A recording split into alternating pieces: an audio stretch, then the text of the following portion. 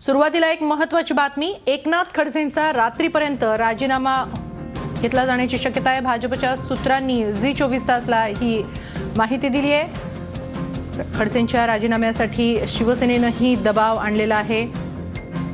डागाळलेल्या प्रतिमेमुळे हा निर्णय घेतला जाऊ शकतो। भाजप अध्यक्ष अमित शाह आणि मुख्यमंत्र्यांच्या भेटीमध्ये यावर शिक्कामोर्तब होऊ शकतो। खडसेंच्या मंत्रिपदाचा आज अखेरचा दिवस ठरू शकतो। सध्या घडत असलेल्या या राजकीय परिस्थितीबाबत आपण अधिक चर्चा करूया। आपल्याबरोबर आहेत झी24 तासचे मुख्य संपादक डॉक्टर उदय निरगुडकर। उदय सर, भाजप समोर सध्या या परिस्थितीमध्ये नेमके काय पर्याय आहेत आणि काय होईल असं वाटतं?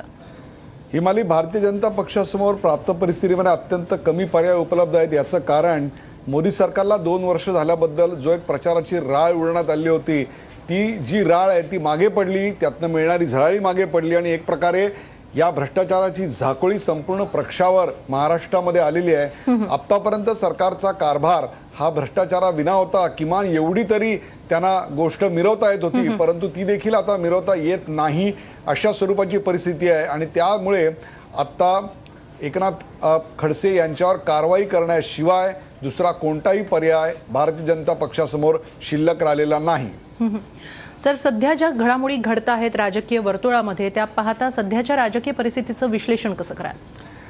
एकीकडे विधान परिषदेच्या निवडणुका तोंडावर आल्या, तसंच विधानसभेचं अधिवेशन समोर आलेलं आहे। त्याचबरोबर मोदी सरकारच्या 2 वर्षाचा जल्लोष एका बाजूला आहे, तर न खाता हूं न खाने देता हूं अशा प्रकारची एक प्रकारे गोष्ट सांगत पदावर आलेले प्रधानमंत्री आहेत, स्वच्छ प्रतिभेचा मुख्यमंत्री आहे, हे सगळे एका बाजूला असताना, एका तराजूत असताना, दुसऱ्या बाजूत मात्र सातत्यानं खडसे यांच्याबद्दलच्या बातम्यांनी या सगळ्या सरकारचा जो कारभार आहे तो झाकळून गेलेला आहे। त्यामुळे आता प्राप्त परिस्थितीत या सरकारची प्रतिमा सुधारण्याकरता खडसे यांना राजीनामा त्याची घोषणा होणं ही अपेक्षित आहे। आता ही फक्त एक औपचारिकता राहिलेली आहे। पुढच्या काही दिवसात पुढच्या काही तासात खडसेंच्या राजीनाम्याची घोषणा होणार, हे निर्विवाद सत्य आहे। नक्की। आणि त्याचबरोबर पुढच्या काही तासात जसं तुम्ही म्हणालात की खडसेंच्या राजीनाम्याची घोषणा होऊ शकते, पण त्याचबरोबर या सगळ्या गोष्टी लक्षात घेता आणखी काय पर्याय भाजप समोर आहेत, त्याचबरोबर मुख्यमंत्र्यांसमोर आणि खडसेंसमोर सुद्धा काय पर्याय आहेत?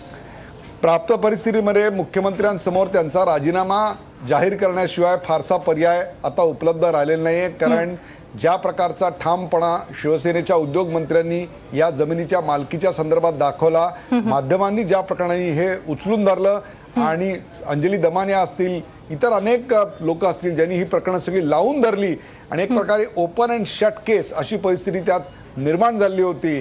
त्यामुळे खडसेंवर कारवाई करण्याव्यतिरिक्त दुसरी कुठली फारशी ऑप्शन पर्याय हा मुख्यमंत्र्यांसमोर नाही।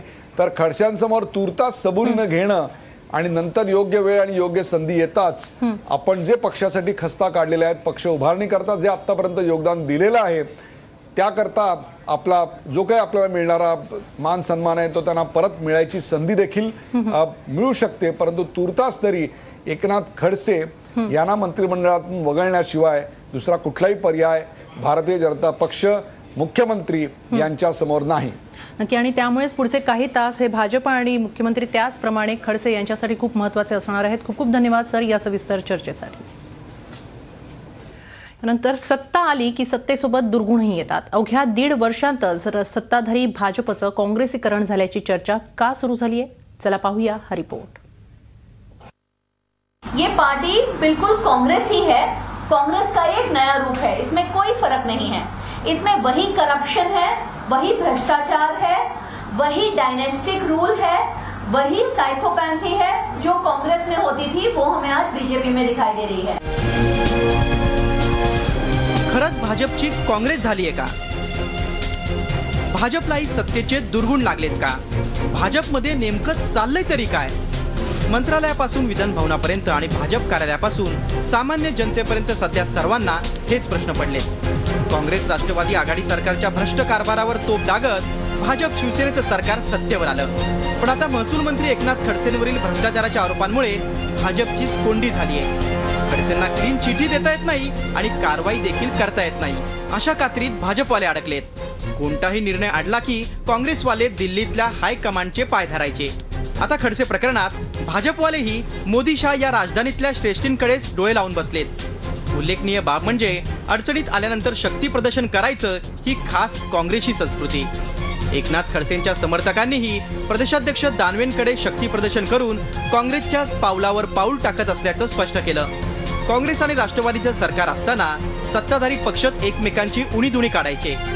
गंमत म्हणजे सत्ताधारी भाजप आणि शिवसेनेनं तोच किस्सा पुढे गिरवत ठेवलाय.